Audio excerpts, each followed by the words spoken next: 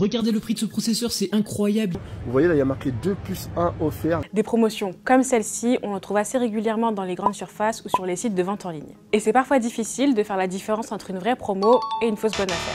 C'est d'ailleurs ce qu'a dénoncé l'UFC Que Choisir. L'association a déposé une plainte contre des distributeurs comme Asos, Leclerc, Zalando ou Vipi pour pratiques commerciales trompeuses. Selon son enquête, sur plus de 6500 annonces de prix en baisse, seuls 3,4% sont de véritables promotions. Si vous ne savez pas comment repérer les fausses promos sur internet ou au supermarché, pas de panique, il existe des solutions simples pour ne pas se faire avoir. Première chose, bien regarder les mentions à côté des prix. Par exemple, sur les sites de commerce en ligne, si à côté d'un prix barré, il y a la mention prix le plus bas, c'est qu'il s'agit d'une vraie promotion qui respecte les directives européennes. Par contre, si vous voyez les mentions prix conseillé, prix moyen ou prix constaté, là, il faut se méfier. Il faut également se méfier de la mention prix constaté sur les sites concurrents, puisqu'on ne sait pas avec quel site les prix sont comparés. Pour observer les évolutions de prix sur un site, il existe des comparateurs.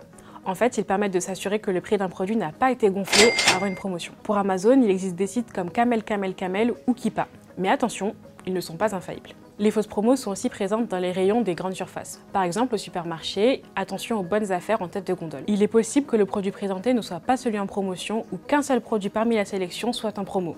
C'est un moyen parfait pour se tromper. Il faut aussi faire attention aux lots par 2 ou par 3 qui ne sont pas toujours avantageux. Par exemple, cette utilisatrice TikTok a remarqué que le prix d'un paquet de coquillettes était moins cher à l'unité que le prix du pack par 3. Du coup là on a 3 paquets de Panzani coquillettes, on va les prendre à 3,53 €, ok.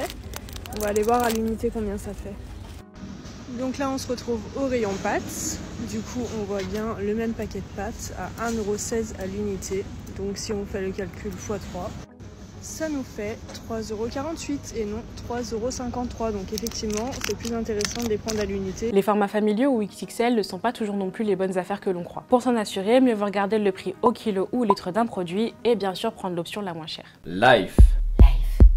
Life. Life. Life. Life. Life. Life.